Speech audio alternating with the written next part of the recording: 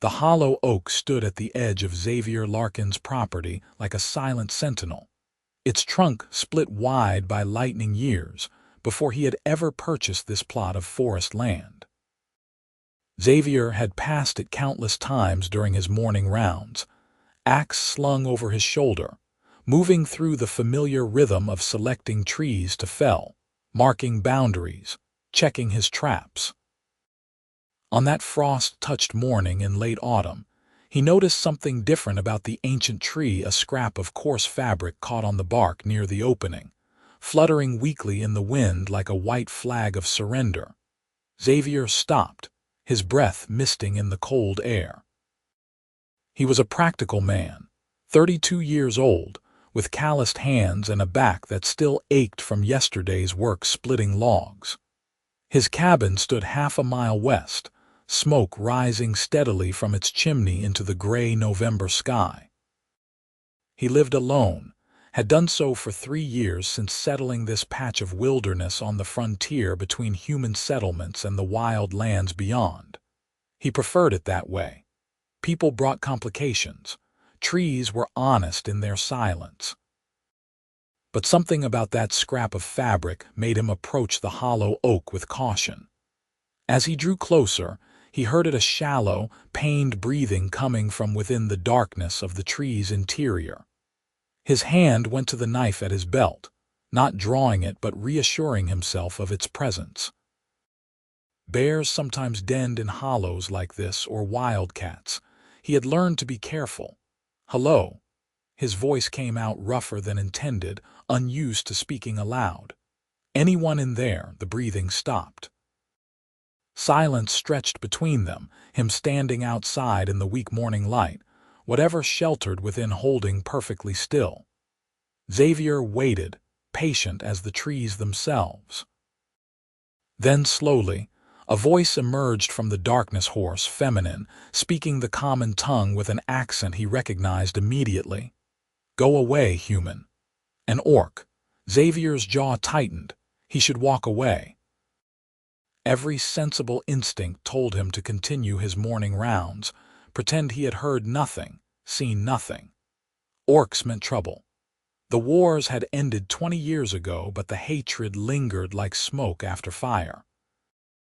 His own father had fought against the orc clans, had returned with scars and nightmares, and a deep-seated mistrust that he had passed to his sons like an inheritance. But that voice, it carried pain in it, and something else, a bone-deep weariness that Xavier recognized from his own reflection on difficult mornings. "You are hurt," he said, keeping his distance, his tone neutral. "I said go away. This is my land." A bitter laugh echoed from the hollow. "Then call your militia. Have them come with torches and spears. Finish what your people started." Xavier frowned, studying the opening. The hollow was perhaps 3 feet across, the interior lost in shadow. He could see nothing of whoever hid within, but her words painted a picture clear enough. She expected violence because violence was what she had known. "I am not calling anyone," he said finally, "but you cannot stay here. Winter comes. This tree will not keep you warm when the snows arrive." Silence again. Then quieter, almost defeated. "I cannot move far, my leg. I will freeze here. Better than captured." Xavier stood there for a long moment, the morning cold seeping through his wool coat, his breath clouding before him. Every practical bone in his body told him to leave. Getting involved with an injured orc would bring nothing but trouble. If word reached the settlement 10 miles east, if anyone discovered he had helped one of them, the consequences would be severe. Humans and orcs did not help each other. That was simply how the world worked. And yet, he thought of his father, dying slowly over the course of a winter, the battlefield wounds that had never properly healed finally claiming him.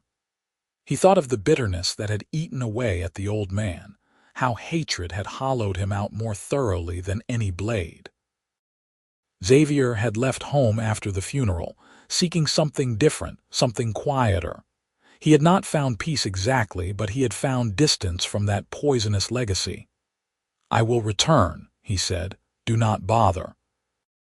Xavier ignored the bitter dismissal and walked back through the woods to his cabin.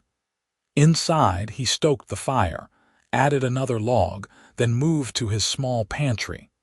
His stores were modest, he lived simply, ate simply. But he pulled out a half loaf of bread from yesterday's baking, dense rye with a crust still relatively fresh. He wrapped it in clean cloth, tucked it into his coat, and added a waterskin for good measure. The walk back to the hollow oak felt longer somehow, weighted with a decision he had not fully examined. When he reached the tree, he paused a few feet away. "I am leaving bread and water," he called to the darkness within. "I will come back tomorrow. If you are still here, I will leave more."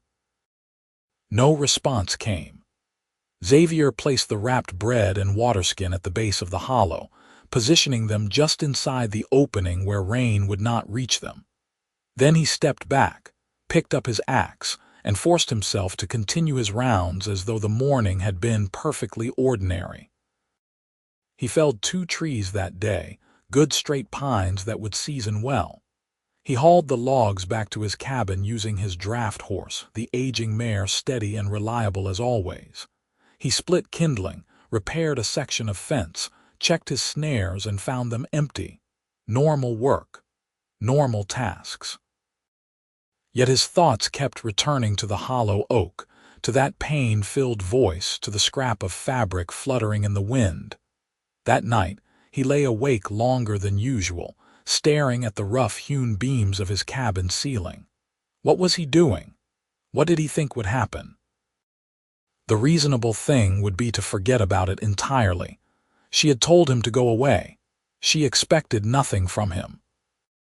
But he thought of her voice saying, "Better than captured," and something in his chest tightened with an old, familiar anger, not at her, but at the world that had taught her to expect only cruelty.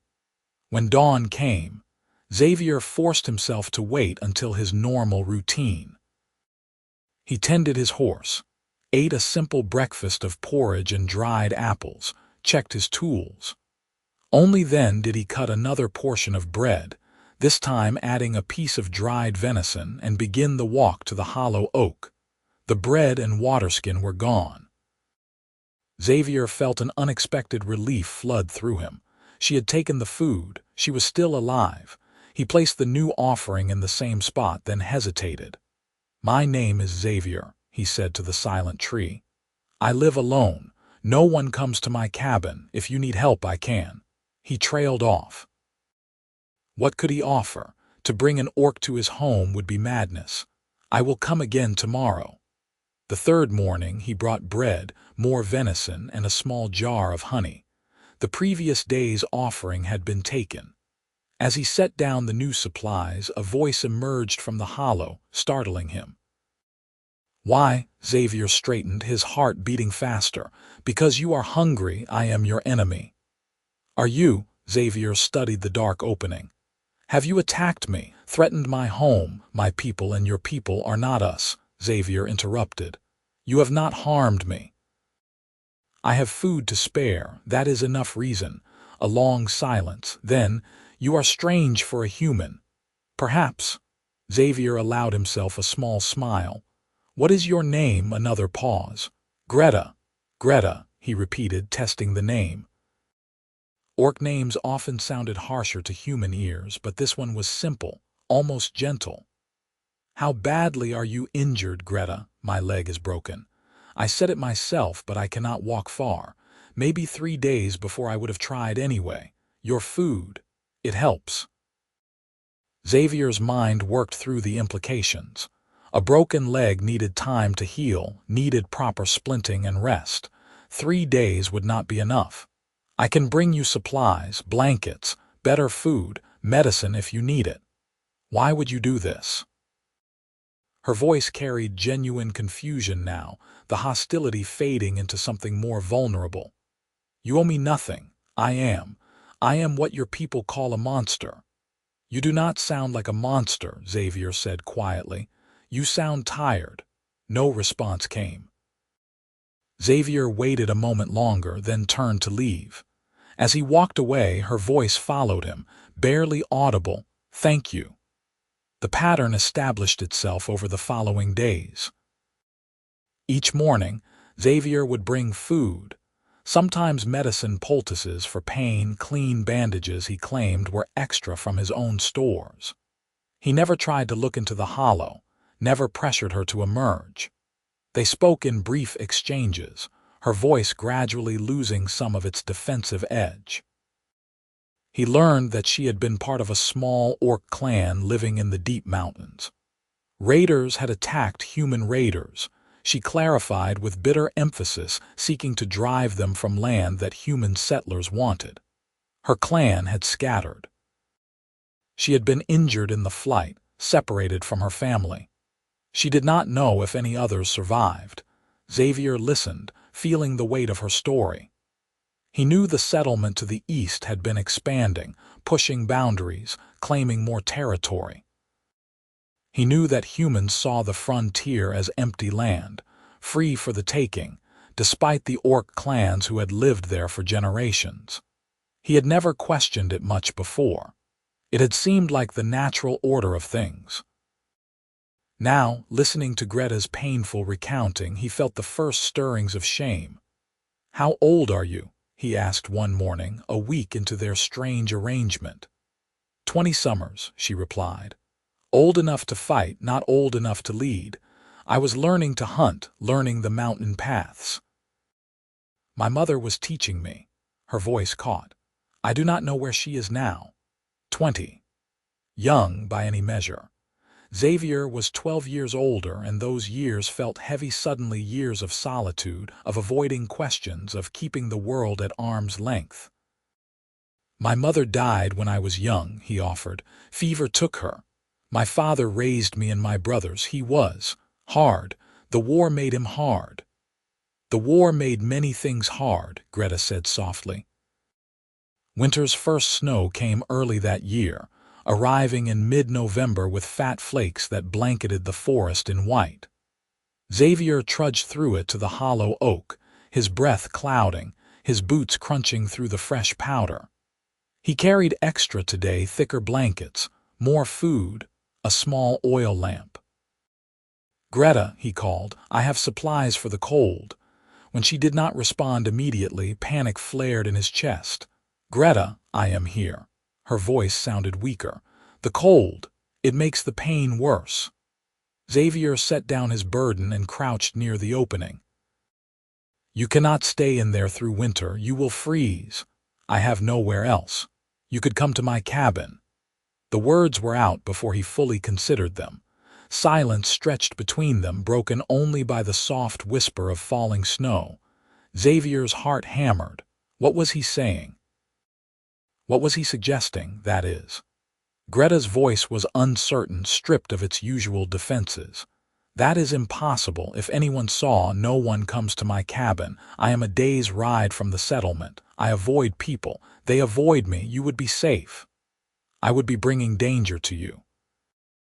"The danger is you freezing to death in a tree," Xavier said, surprising himself with his vehemence. "I have a cabin with a fire, a real bed, warm food. Your leg needs time to heal properly. Let me help you." "Why?" The question again, but this time it carried desperate confusion rather than hostility. "Why would you risk yourself for me?" Xavier was quiet for a long moment, watching the snow fall through the bare branches overhead. Why indeed? He could claim charity, simple human decency.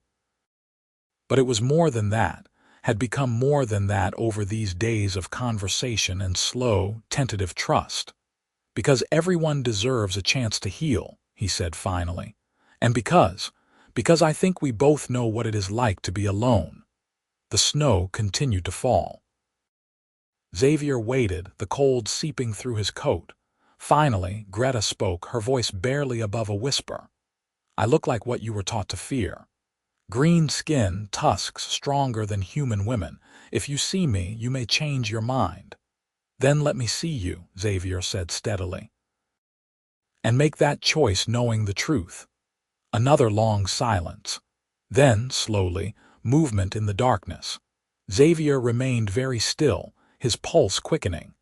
A hand emerged first into the dim light green-skinned, yes, but the fingers were long and graceful despite their strength. Then a face appeared at the opening. She was younger than he had imagined, her features carrying both orcish strength and an unexpected delicacy. Her skin was indeed green, a deep forest shade marked with bruises and scratches from her ordeal. Her tusks were small, barely protruding past her upper lip, giving her face character rather than ferocity. Her hair was black, long and tangled, falling around pointed ears.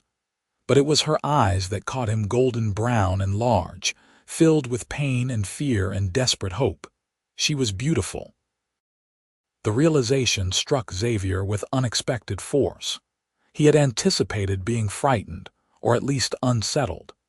Instead, he found himself captivated by the vulnerability in her gaze, the way she held herself despite obvious agony, the fierce dignity she maintained even in her lowest moment. "Well," she said, her chin lifting slightly. "Do I terrify you, human?" "No," Xavier said honestly. "You do not." He paused, then added quietly, "You look half-starved and in terrible pain. Will you let me help you?" Her eyes widened slightly, surprise crossing her features. Then, slowly, she nodded. Getting her to the cabin proved arduous. Xavier had to partially widen the hollow's opening to allow her to emerge, and even then, it took careful maneuvering. Her leg was badly swollen beneath its crude splint branches and strips of her own clothing. She could not walk at all, could barely stand. Xavier ended up fashioning a rough travois from branches and rope, padding it with blankets. "This is humiliating," Greta muttered as he helped her onto it. "This is practical," Xavier corrected. "Save your pride for when you can walk again." Despite his attempt at lightness, the journey was clearly agonizing for her. Every jolt and bump drew sharp breaths through clenched teeth. Xavier went as slowly and carefully as possible, but half a mile through snow-covered forest was no easy distance. By the time his cabin came into view, Greta's face was gray with pain, her eyes glazed. The cabin was modest, one large room with a sleeping loft, a stone fireplace, a rough table and chairs, shelves for his supplies. But it was warm, the fire crackling cheerfully and clean in the way of a solitary man's space. Xavier helped Greta inside and settled her onto his bed, the only bed near the fireplace. She looked around with obvious trepidation, her body tense despite her exhaustion. "I should not be here." "But you are," Xavier said firmly. He stoked the fire, adding logs until it roared. "Now let me look at that leg properly." Her splint was crude but effective. She had managed to set the bone herself, an act of will he could barely fathom. But the break was bad, the leg badly swollen and inflamed. Xavier worked carefully, his hands as gentle as possible as he removed the old splint and examined the injury. "You did well setting it," he said, "but it needs better support." He had splinted broken bones before a horse's leg once, his own arm as a boy. He fetched clean wood, proper bandages, and fashioned a more secure splint while Greta watched with wary golden eyes. "You are practiced at this," she observed. "I live alone in the wilderness. I learned to treat my own injuries." He finished securing the splint and sat back. "This needs to stay immobile for several weeks. No walking, minimal movement, you will have to stay in bed." "Several weeks," Greta looked stricken. "I cannot impose, you are not imposing, I am offering." Xavier stood, moving to his pantry. "Are you hungry? Actually hungry, not survival hungry?" She hesitated, then nodded. "Very hungry." Xavier set about preparing a proper meal: venison stew with root vegetables, bread warmed by the fire, herbal tea sweetened with honey. As he cooked, he was aware of her watching him, studying him with an intensity that made the back of his neck prickle. He wondered what she saw. A human man, scarred by solitude, probably too thin himself, his dark hair overlong and his beard untrimmed. Nothing impressive, nothing threatening, he hoped. When he brought her the food, she ate with careful control, clearly restraining herself from devouring it too quickly. Xavier sat at his table, giving her space, eating his own portion more slowly. "This is good," she said finally. "Very good, thank you. You are welcome." Silence settled between them, not quite comfortable but not hostile either. The fire crackled. Snow continued to fall outside the windows. Xavier wondered what he had gotten himself into, what consequences this kindness might bring. But looking at Greta, warm and fed and safe for the first time in weeks, he found he did not regret the choice. "I will sleep in the loft," he said. "The bed is yours until your leg heals. That is your bed. I cannot, you can, and you will." Xavier's tone left no room for argument. "You need rest, proper rest. Let yourself heal, Greta, please." She looked at him for a long moment, her golden eyes searching his face. Then slowly she nodded. "Xavier, thank you. I do not understand you, but thank you." "You do not need to understand," he said quietly. "Just accept it." The first days were awkward in the way of strangers forced into sudden intimacy. The cabin was not large, and privacy was scarce. Xavier did his best turning his back when she needed to tend personal matters, giving her space when he could. But they were essentially living in one room, and that forced a rapid familiarity neither had expected. Greta was a difficult patient in that she hated being helpless. She tried to insist on doing things herself, on not being a burden, until Xavier finally snapped at her. "You have a broken leg. Stop trying to be strong and just let yourself heal." She had glared at him, her tusks showing as her lip curled. "I am not weak." "I never said you were, but being injured does not make you weak, it makes you injured. There is a difference." The glare had softened slightly. "In my clan, weakness is, we cannot afford it, survival depends on strength." "You survived," Xavier pointed out. "That took strength. Now the strong thing is to rest and recover." She had subsided after that, though he could tell it grated on her. Xavier understood. He was not much different, self-sufficient to a fault, uncomfortable accepting help. They were more alike than different, he was beginning to realize. As the days passed, they began to talk more. Xavier would work on his indoor tasks, sharpening tools, mending clothes, preparing food, and Greta would ask questions. About his life, about how he had come to live alone, about the human settlement to the east. "Did you fight in the wars?" she asked one evening, about a week into her stay. Xavier shook his head. "I was too young. They ended when I was 12, but my father fought. My older brothers fought, though they were barely more than boys themselves." Did they kill orcs?" The question hung heavy in the air. Xavier set down the axe he had been sharpening. "Yes. I am sure they did. My father certainly did. He spoke of it sometimes when he drank, not with pride exactly, but with satisfaction." "And you, do you feel satisfaction knowing your family killed mine?" Xavier met her gaze steadily. "No, I feel tired of it. Tired of the hatred, the fear, the endless cycle. Maybe that makes me a traitor to my people. I do not know, but I know I am tired of it." Greta was quiet for a long moment. "My father died in those wars. I never knew him. My uncle said he died defending our hunting grounds from human soldiers. I grew up hating humans for taking him from me." "Do you still hate us?" "I want to," she admitted.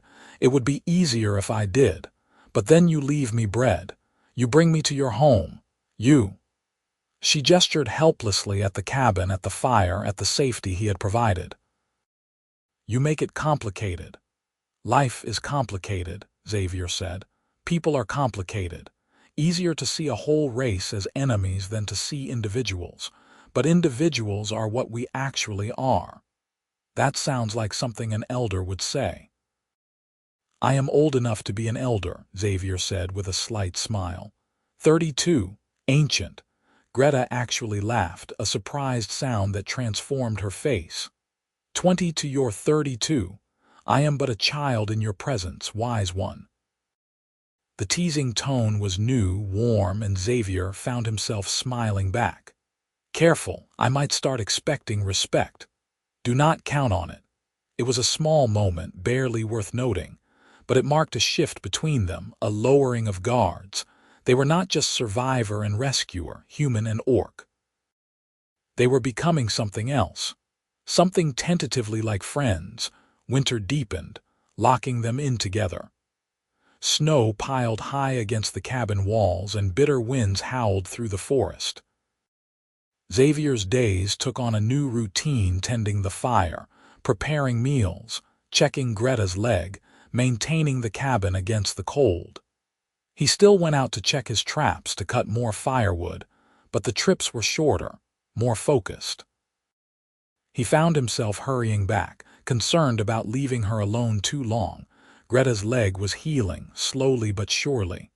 The swelling decreased. The bone was setting properly. She still could not walk, but she could shift herself in bed, could sit up without help. Her strength was returning with proper food and rest. And as she healed physically, she began to open up more emotionally. She told him about her clan, not the one destroyed by raiders, but her life before. How she had been training as a hunter, learning to track deer through mountain snow, to read the signs of weather in the sky. How her mother had been teaching her the old songs, the stories of their people. How her younger brother had always made her laugh with his terrible jokes. "Do you think they survived?" Xavier asked gently one night. "I do not know, I hope. I pray to the Earth Mother that they did, but I do not know." Her voice was thick with grief. "They told us to scatter, to run. My mother pushed me one direction while she went another.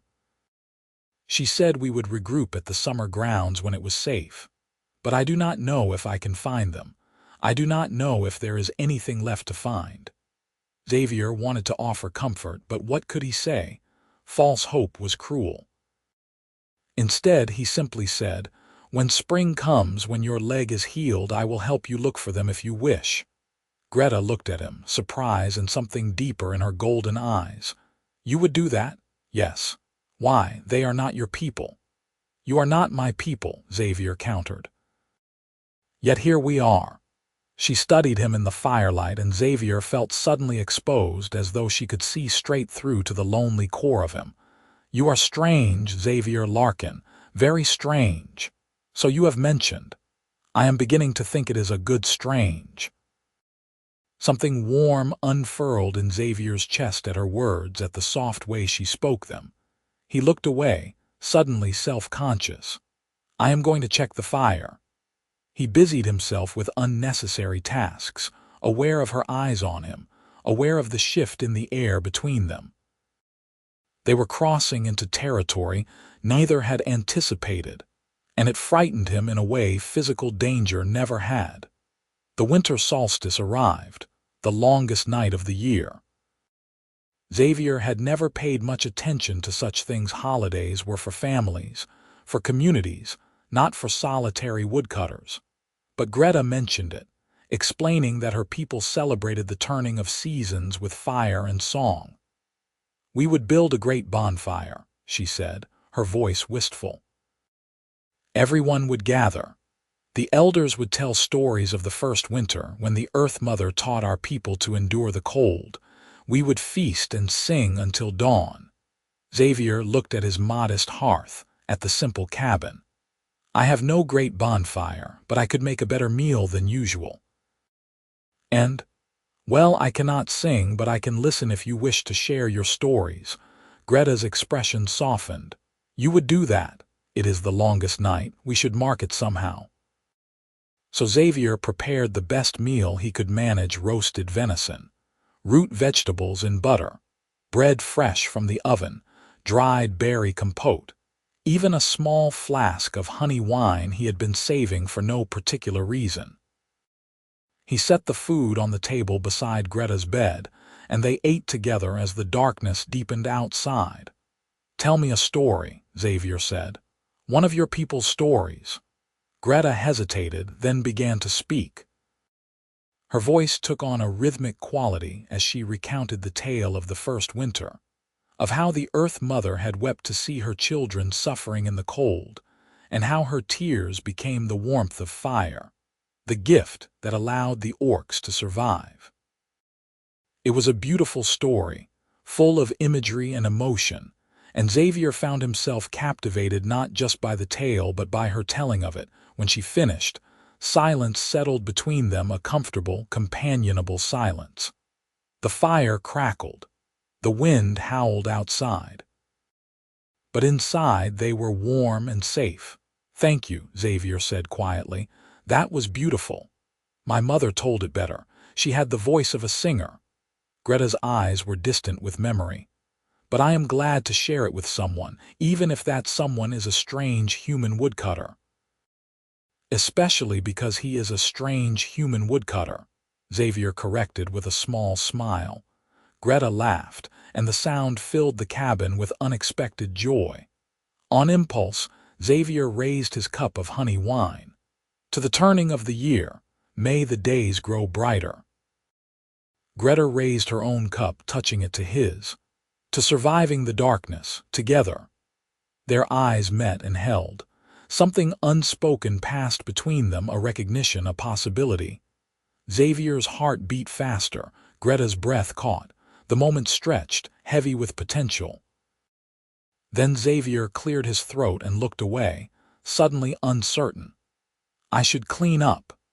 He busied himself with gathering dishes, aware that he was retreating, aware that Greta was watching him with an expression he could not quite read. The moment had passed, but its echo lingered in the air between them, changing something fundamental in the space they shared. As winter's grip tightened, the cabin felt smaller somehow, the proximity between them impossible to ignore. Xavier found himself hyper-aware of Greta's presence, the sound of her breathing at night, the way firelight played across her green skin, the rare moments when she smiled and her whole face transformed.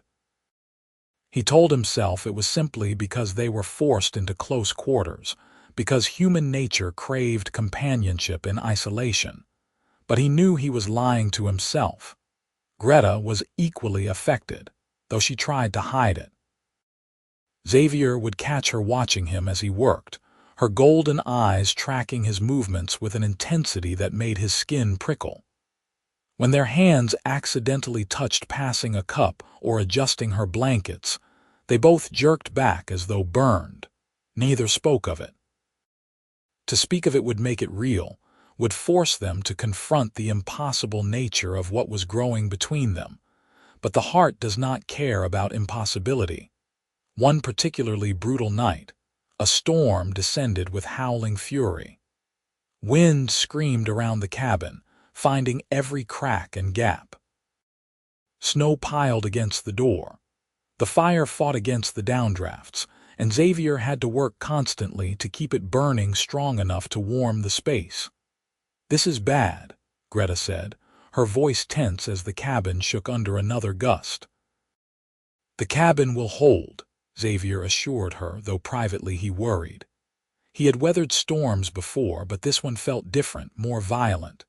He kept the fire burning, kept blankets piled on Greta, but the cold was relentless. Around midnight, a tremendous crack sounded outside. Xavier rushed to the window and cursed.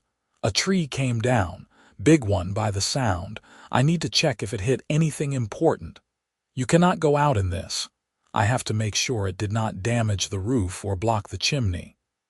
Xavier pulled on his heaviest coat, his boots. "I will be quick." Outside was chaos.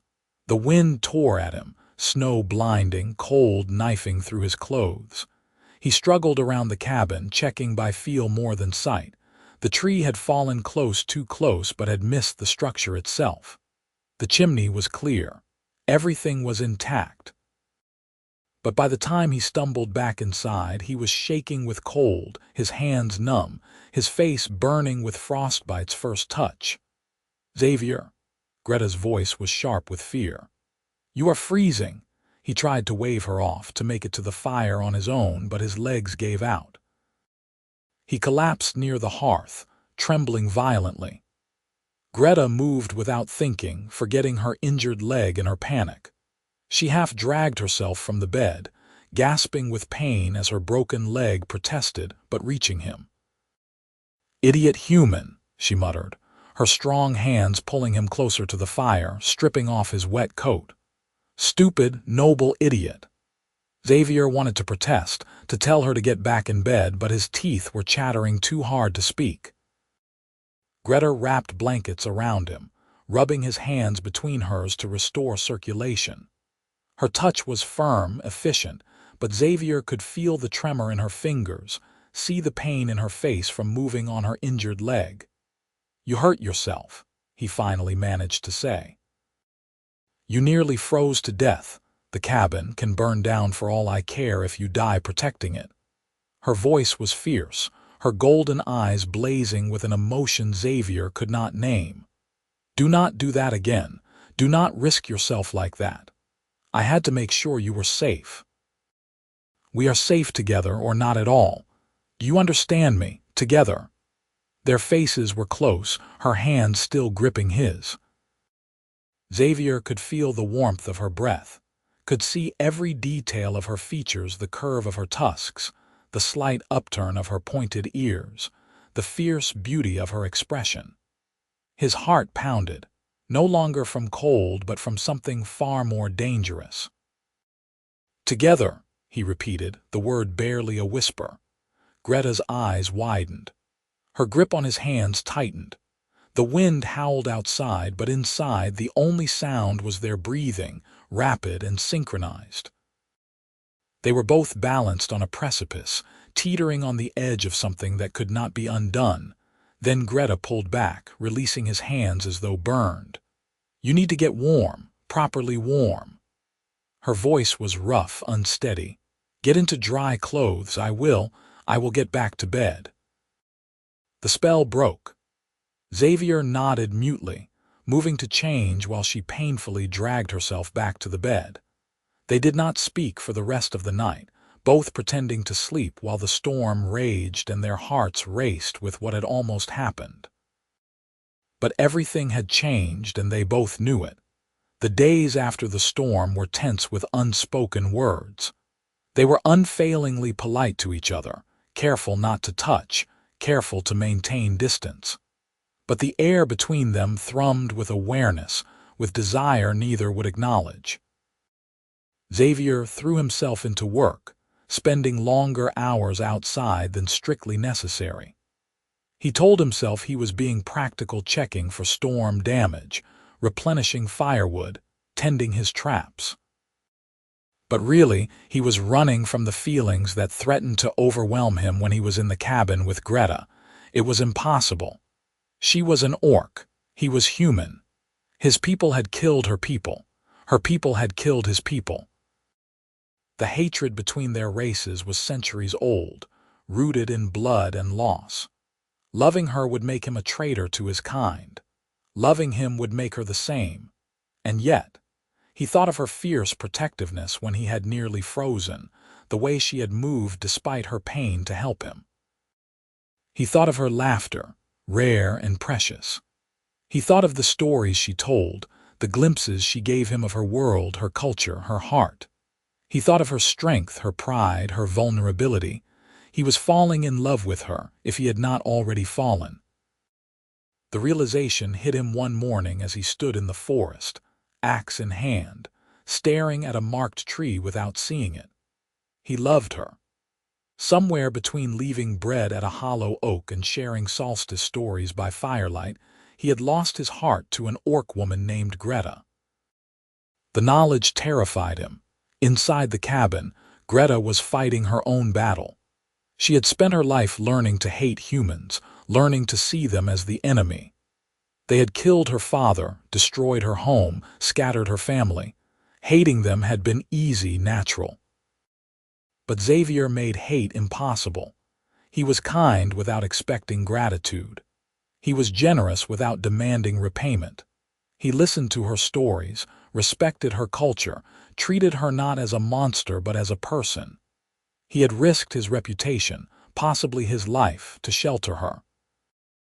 And when she looked at him, at his weathered face, his gentle hands, his sad eyes, she felt her carefully constructed walls crumbling. She wanted to touch him. Not accidentally, not out of necessity, but deliberately. She wanted to trace the line of his jaw, to run her fingers through his too long hair, to know if his skin was as warm as it looked in the firelight. She wanted to make him smile, to hear him laugh, to see joy replace the loneliness in his expression. She wanted things she had no right to want. Her leg was healing.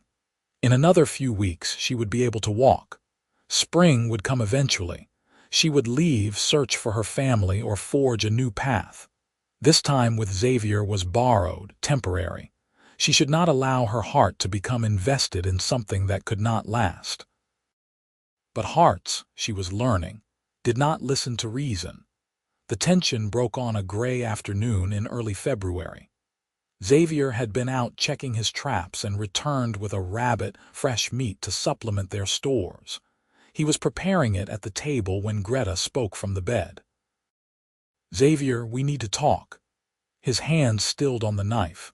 Those words in any language carried weight. He set down the blade and turned to face her, his expression guarded. "About what? About this, us. What is happening between us?" "Nothing is happening, do not lie." Her voice was firm but not angry. "Please do not lie to me, and I will not lie to you. Something is happening, and we are both terrified of it." Xavier was silent for a long moment. Then he moved to sit in the chair near her bed, his hands clasped between his knees. "What do you want me to say?"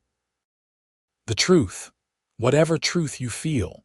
He looked at her, really looked at her, and all the words he had been holding back threatened to spill out. "I think you are extraordinary," he said finally, his voice low.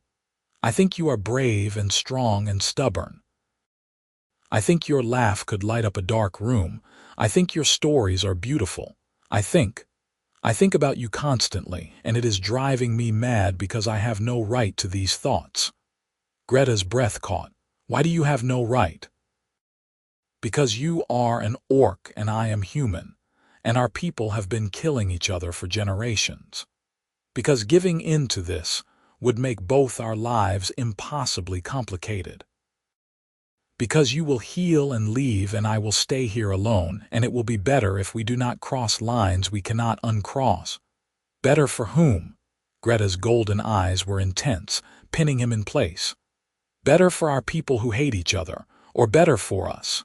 Is there a difference?" "I do not know." Her voice rose with frustration. "I do not have answers, Xavier. I only know that when you are near, I feel safe. When you are gone, I worry. When you smile, rare as it is, I feel warmth in my chest that has nothing to do with the fire. I know that I came to your land expecting cruelty and found kindness.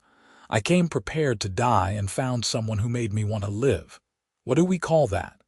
Xavier's heart was pounding so hard he could hear it in his ears. "We call it dangerous. Life is dangerous." "Love is," she stopped, her eyes widening as she realized what she had said. "Love." Xavier's voice was barely a whisper. Greta looked away, her green skin darkening with what might have been a blush. "I should not have said that.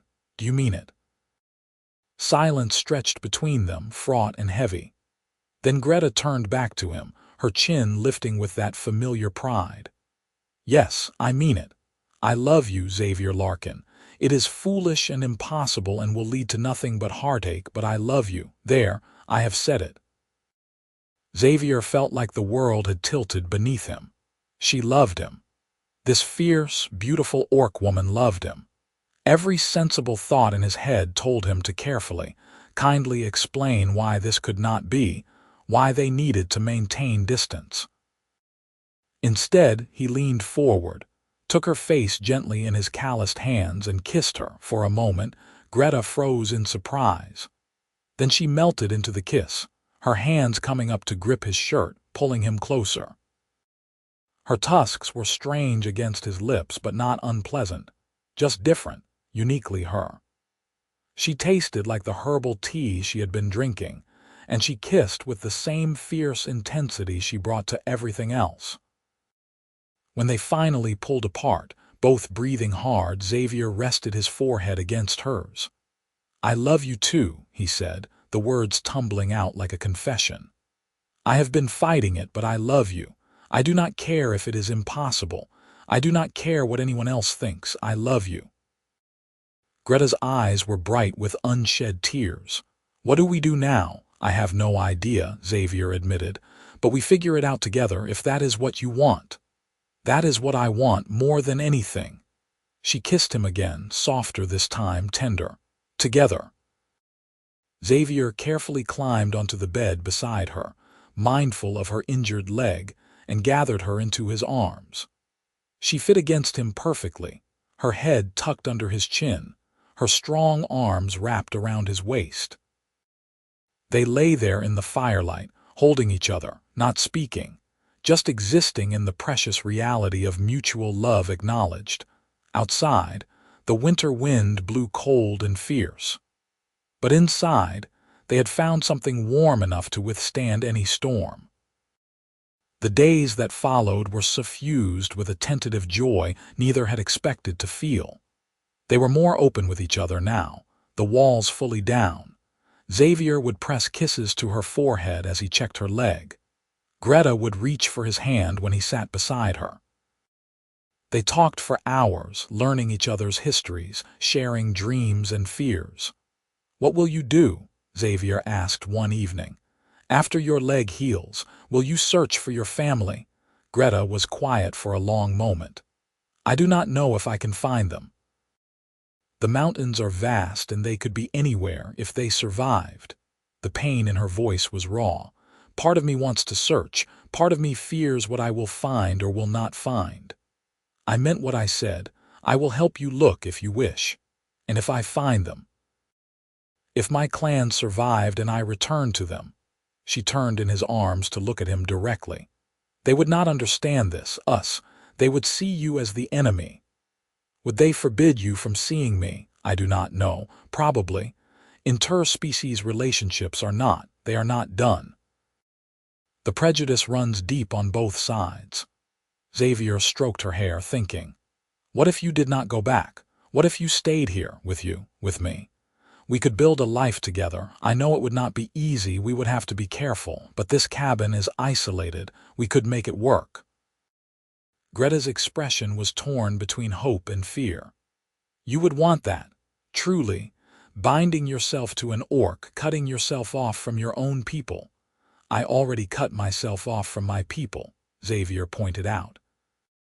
"I came here to be alone because I could not stand their hatred and violence anymore. But now I am not alone. I have you. And yes, I want you to stay.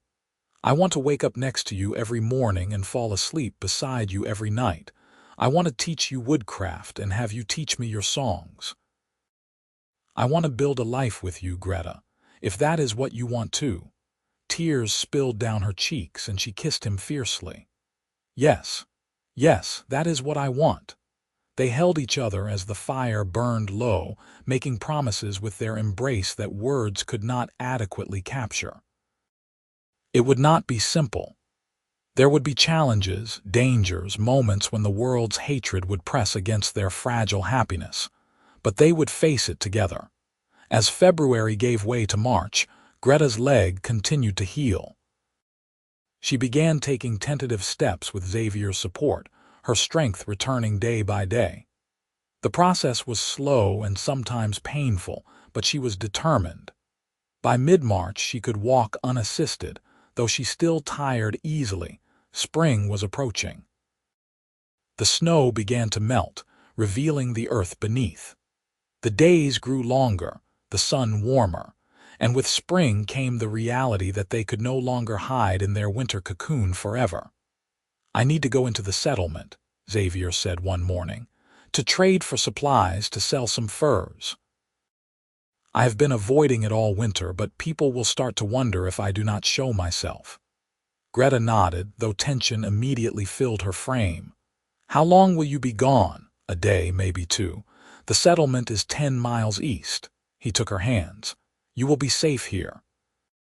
No one comes to my cabin, but stay inside while I am gone just to be certain. I do not like you going without me. I do not like leaving you, but we have to be careful. If anyone suspected—" He did not finish the sentence. They both knew what would happen if their relationship was discovered. At best, Xavier would be ostracized. At worst, both of them would face violence. Greta pulled him into a tight embrace. "Come back to me." "Always," he promised. Xavier left the next morning, his pack laden with furs and goods to trade. The journey to the settlement felt longer than usual, perhaps because he was anxious about leaving Greta alone. The settlement itself was small, maybe 24 families scattered around a central trading post and tavern. It existed to service trappers, hunters, and the occasional traveler, a liminal space between civilization and wilderness. He conducted his business quickly, trading furs for flour, salt, sugar, and other necessities. He kept conversation minimal, deflecting questions about his winter. Yes, he was fine. No, nothing interesting had happened, just the usual quiet existence. But as he was preparing to leave, he overheard a conversation in the trading post that made his blood run cold. "Militia is organizing another sweep," a grizzled trapper was saying. "Governor wants the frontier clear of orcs, permanently." "About time," another man responded. "Can't settle new land with those savages lurking about. Heard they found a camp up north, killed most of them, captured a few." Xavier's hands tightened on his pack. He forced himself to remain calm, to show no reaction. But inside, fear coiled in his gut. If the militia was conducting sweeps, if they were actively hunting for orcs, the danger to Greta had just increased exponentially. He left the settlement as quickly as possible without drawing suspicion, his mind racing. They needed to be more careful. Maybe he should build a hiding place in the cabin, somewhere Greta could conceal herself if anyone came. Maybe they should move deeper into the wilderness, farther from the settlement. When he arrived home, Greta met him at the door, her face breaking into a relieved smile. "You are back." "I am back." He set down his pack and pulled her into his arms, holding her tightly. "Xavier, what is wrong?" He told her what he had overheard. As he spoke, he watched her expression shift from concern to fear to a grim resignation. "It was only a matter of time," she said quietly. "Your people want these lands. My people are in the way, so they eliminate us." "They are not my people," Xavier said fiercely. "Not anymore. You are my people. This," he gestured between them, "this is my people." Greta cupped his face in her strong hands. "I love you for saying that, but we need to be realistic. If militia patrols are increasing, if they are hunting for survivors, I put you in terrible danger just by being here. Then we leave. We go deeper into the wilderness, somewhere they will not find us. And live how? You have built a life here, a home. I cannot ask you to abandon it." "You are not asking, I am choosing." Xavier's voice was firm. "I choose you, Greta. Whatever that means, wherever we need to go, I choose you." Her eyes filled with tears, and she kissed him with desperate intensity. "I choose you too." They spent the evening planning. Xavier knew the wilderness well. There were valleys deeper in the mountains, places where the forest was thick and travelers rare. They could build a new cabin there, start fresh somewhere truly isolated. It would be hard work, harder than his current life, but it was possible. "When do we leave?" Greta asked. "Your leg needs to be stronger first. Another few weeks. We will leave in early April before the militia sweeps get this far west." Greta nodded, though anxiety tightened her features. "And if they come before then we hide you and pray." It was not a perfect plan. but it was all they had. April arrived with the usual flourish of early spring birdsong and blooming wildflowers, streams swollen with snowmelt, the forest coming back to life. Xavier began preparing for their departure, packing supplies, preparing goods they could carry. Greta helped as much as possible, her strength nearly fully returned. They had perhaps a week left before Xavier planned to leave when the sound of horses reached them one afternoon. Xavier and Greta froze, their eyes meeting in shared panic. Visitors.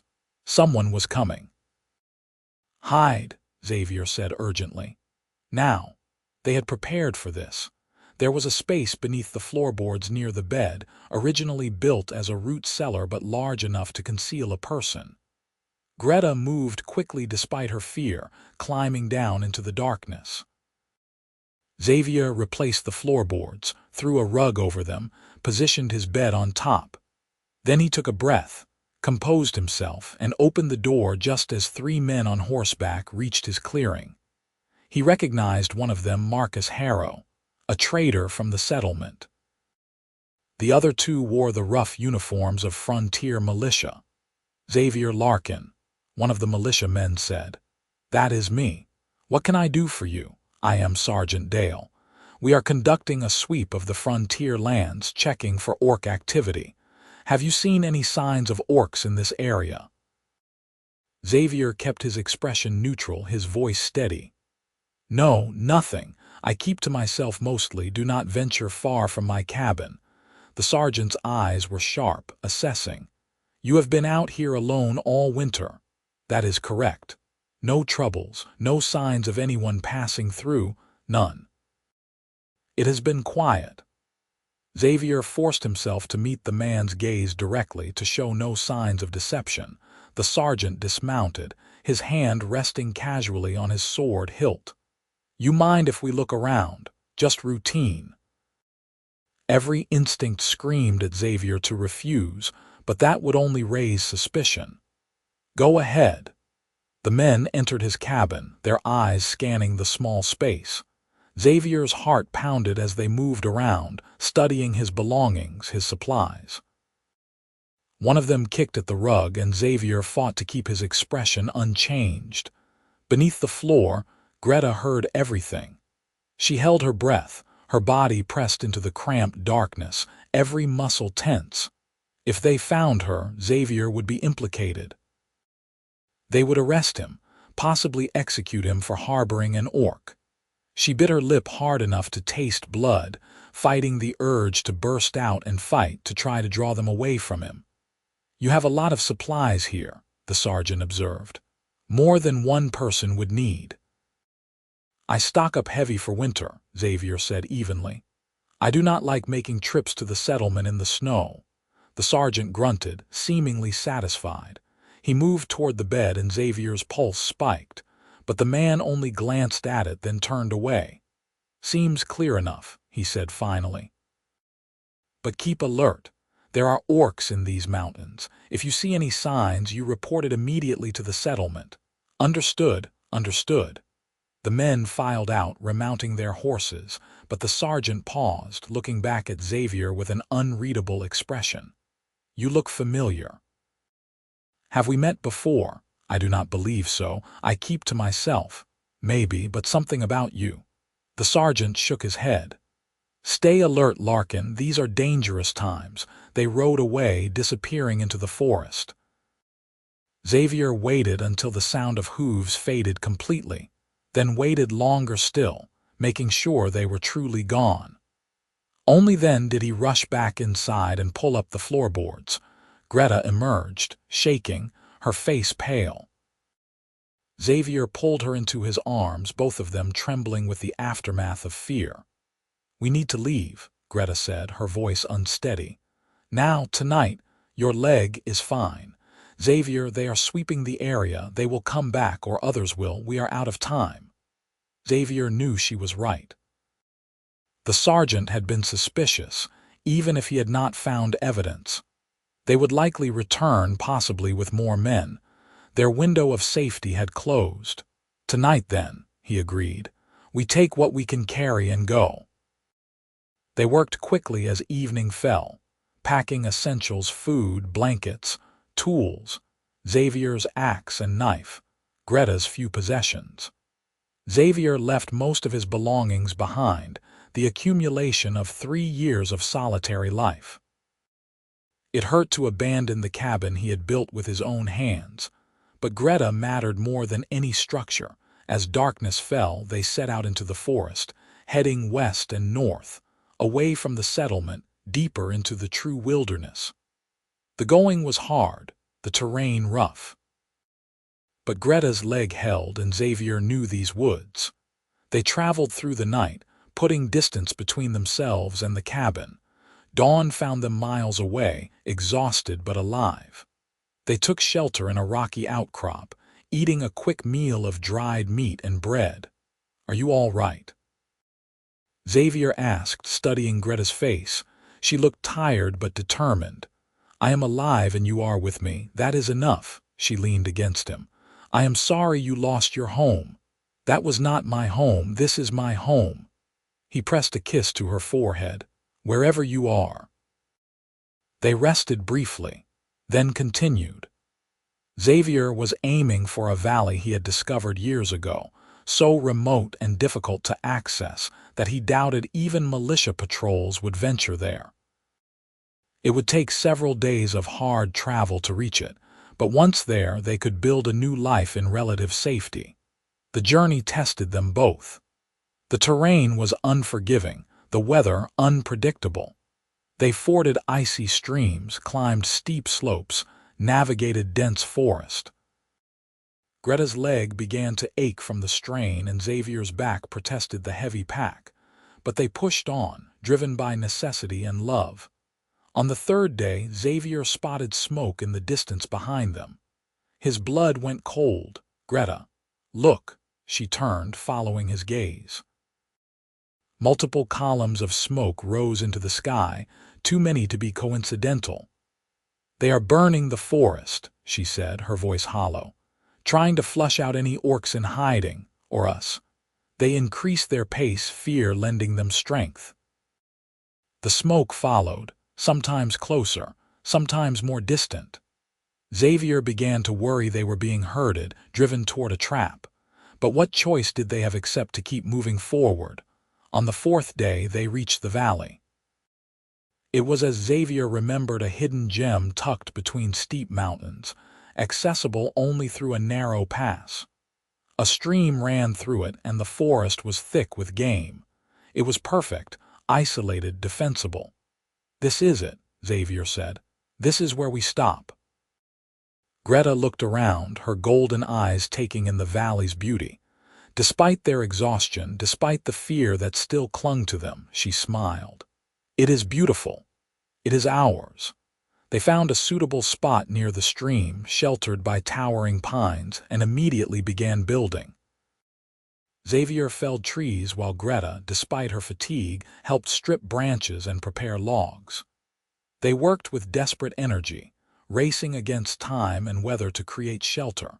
Within a week, they had erected a basic cabin smaller than Xavier's previous home, rougher, but solid and warm.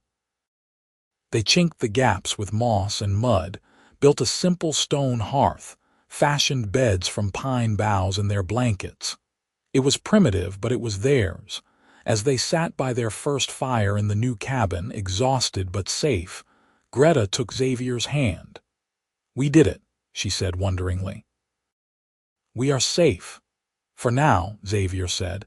He was too practical to claim permanent safety, but he squeezed her hand. "And we are together.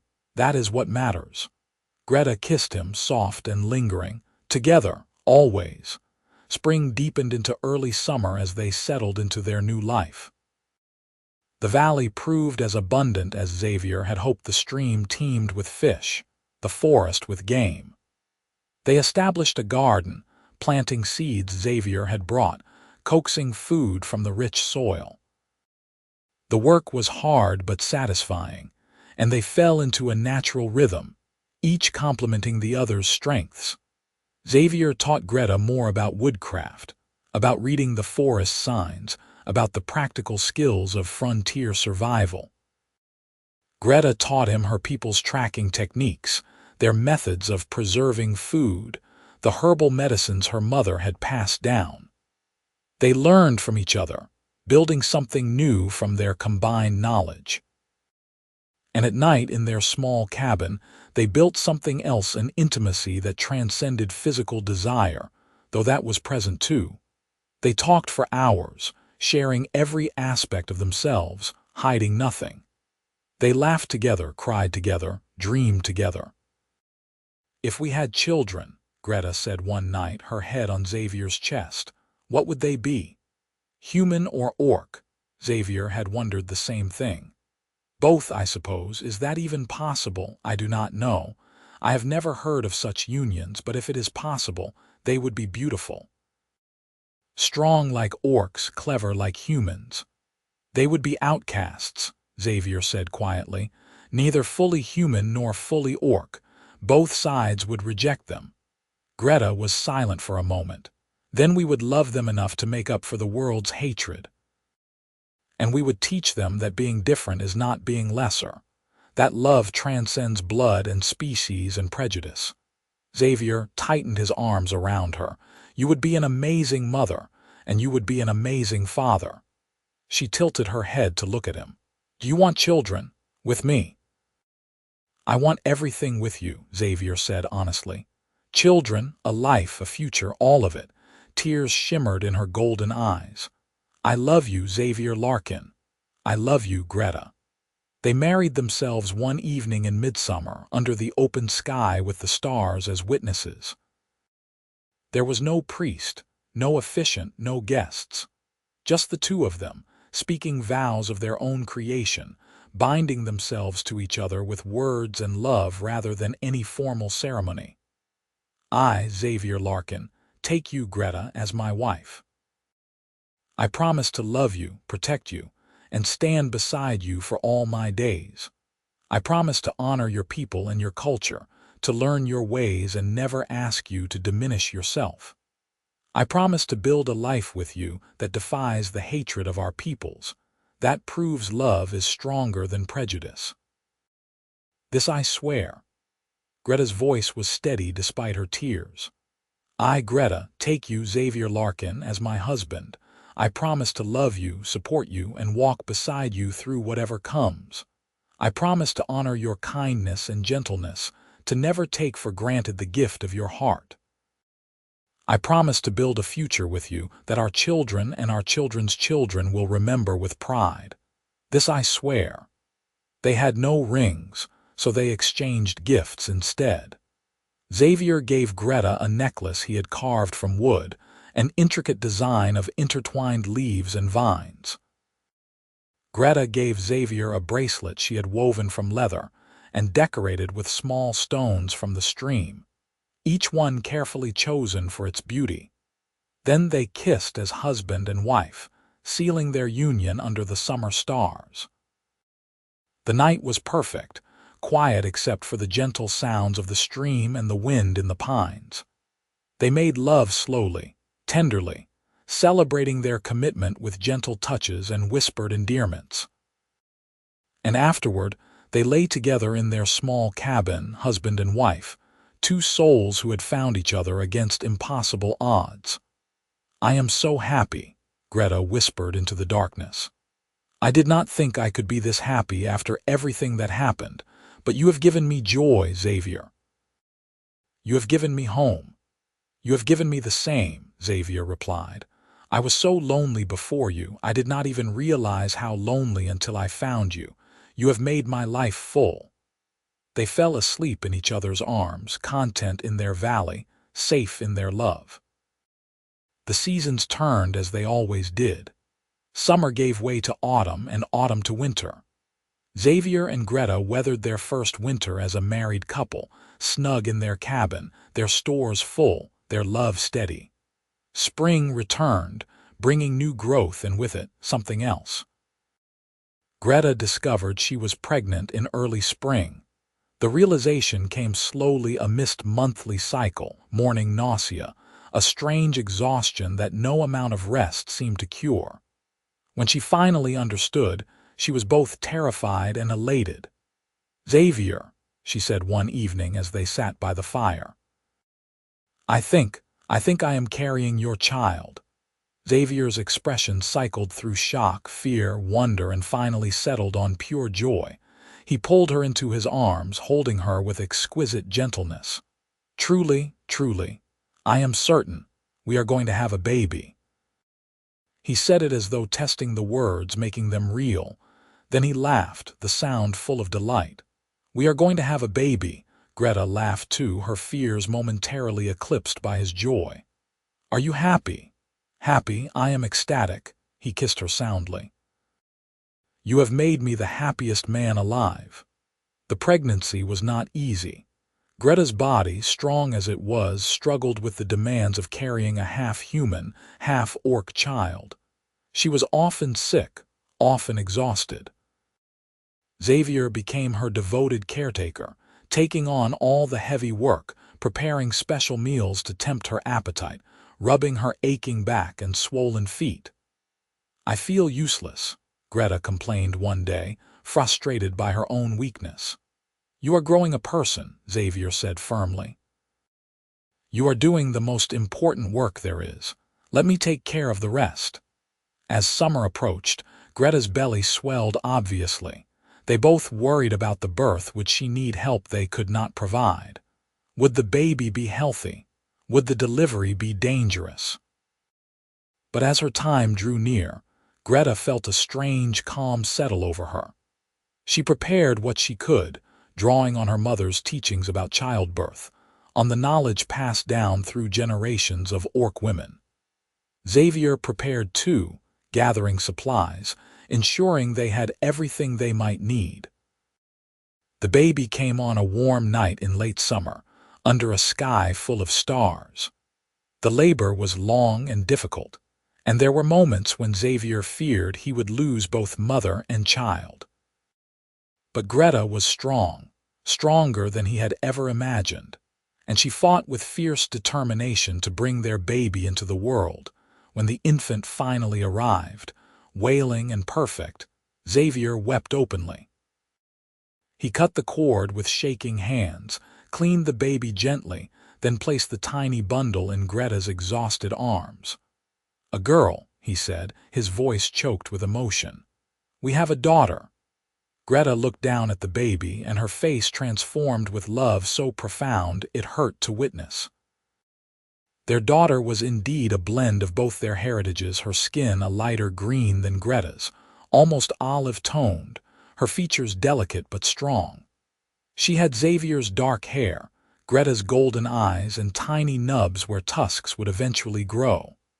"She is perfect," Greta whispered. "Absolutely perfect." "What should we name her?" Xavier asked, sitting beside them, his finger gently stroking the baby's tiny hand. Greta thought for a moment. "Elena. It means light in the old tongue. She is our light, Xavier, the light that came from darkness." "Elena," Xavier repeated, smiling through his tears. "It is perfect. She is perfect. You are perfect." He kissed Greta's forehead. Thank you for this gift." They sat together as dawn broke, a family of 3, marveling at the miracle they had created. Raising Elena in the isolated valley was both challenging and wonderful. She grew quickly, strong and healthy, displaying characteristics of both her heritages. She had her mother's strength and resilience, her father's curiosity and gentleness. She learned to walk early, to climb trees with fearless enthusiasm, to track animals through the forest with her mother and fell wood with her father. Xavier and Greta taught her everything: survival skills, yes, but also reading and writing, mathematics, history. They taught her both human and orc culture, refusing to let her lose either half of her heritage. They taught her the old orc songs and human folk tales. They taught her to see beauty in both sides of herself. Am I human or orc? Elena asked one day when she was 5, holding up her hands and studying their olive-green skin.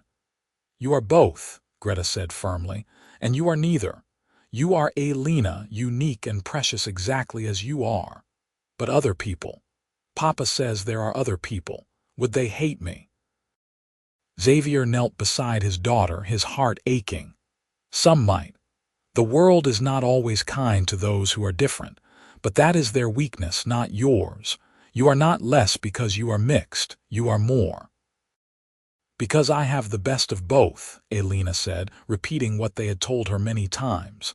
Exactly. Xavier hugged her tight. Never forget that, little one. You are perfect exactly as you are.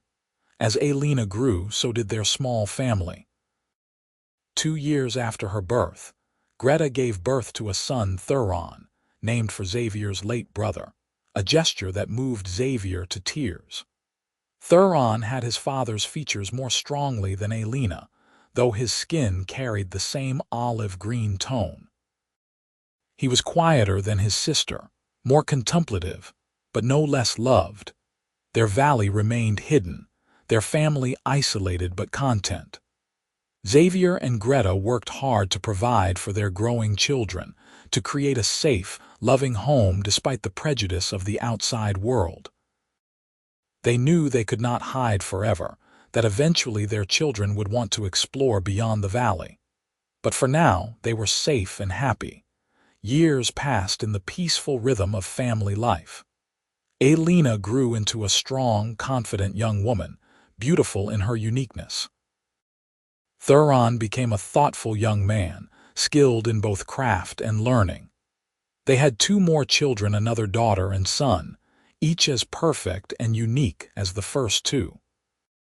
On their 10th wedding anniversary, Xavier and Greta stood together at the edge of their valley, watching the sun set over the mountains. Their children played nearby, their laughter echoing through the trees. "You ever regret it?" Greta asked quietly. "Giving up your old life, living in hiding, having children who will face prejudice." Xavier took her hand, calloused from years of work, strong and beautiful. "Never, not once. You are the best thing that ever happened to me, Greta. This life, this family, it is everything I never knew I wanted. Even though we cannot leave, even though our children must hide who they are if they venture beyond the valley, even then." Xavier turned to face her fully. "I would choose you 1,000 times over. I would choose this life, these children, this love. The world may not understand us, may not accept us, but we have something they will never have. We have each other, and we have proved that love transcends all the boundaries they try to build." Greta's eyes filled with tears. "I love you, Xavier, more than words can express. And I love you. Forever." They kissed as the sun disappeared behind the mountains, their children's laughter providing a joyful soundtrack. 2 people who should have been enemies, who had defied everything to be together, standing in the valley they had built with their own hands, surrounded by the family they had created from love. As darkness fell and the stars emerged, they gathered their children and headed back to the cabin. Elena, now 13, helped her younger siblings while Thuron carried the youngest. Inside, they lit the fire, prepared dinner together, told stories and sang songs, both human and orc, woven together like their family itself. Later, when the children were asleep, Xavier and Greta lay together in their bed, holding each other in the darkness. "You think," Greta whispered, "that someday the world will change, that humans and orcs will learn to live in peace?" "I do not know," Xavier admitted. "But we have planted the seeds of that future. Our children, their children, each generation will carry both human and orc blood. They will be living proof that we are not so different, that love and family matter more than species or tradition. Maybe that will change things. Maybe not. But we have tried, and that is all we can do." "It is enough," Greta agreed. "We are enough." In the morning, Xavier rose early as always, stoking the fire and preparing breakfast while Greta and the children slept. He looked around the cabin at the carved decorations that bore both human and orc designs, at the sleeping forms of his family, at the life they had built together. It was not the life he had imagined as a young man. It was not easy or simple or without challenges, but it was his. And it was perfect. Elena emerged from the loft, yawning, her tusks just beginning to show as she reached adolescence.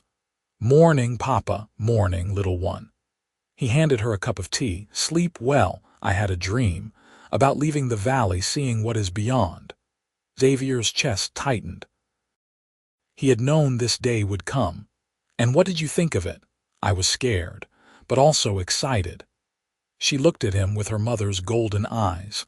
"Will you tell me again about the world out there, about humans and orcs and why we must hide?" Xavier sat beside her, and as the family slowly woke around them, he told the story once more of wars and prejudice, of hatred and fear, but also of hope and love, and the power of choosing compassion over cruelty. He told it honestly, not hiding the difficulties their children would face, but also not denying the beauty of what they had created. "Someday," Elena said when he finished, "I want to go out there. I want to show them that people like me can exist, that love between different peoples is possible." "Someday," Xavier agreed. "When you are ready, we will not hide you forever, but for now, while you are young, we keep you safe. That is our job as parents." Elena nodded, accepting this. Outside, the sun rose higher, gilding their valley in golden light. Another day was beginning, full of work and love and the ordinary magic of family life. Xavier and Greta would face it together, as they had faced everything since that cold autumn morning when a woodcutter found an orc girl living inside a hollow tree. He had left bread and come back tomorrow. And that simple act of kindness had blossomed into something neither could have imagined: a love that defied hatred, a family that bridged divides, a future built on hope rather than fear, in a cabin in a hidden valley, far from the prejudices of the world. That future lived and breathed and laughed. And it was enough. More than enough, it was everything.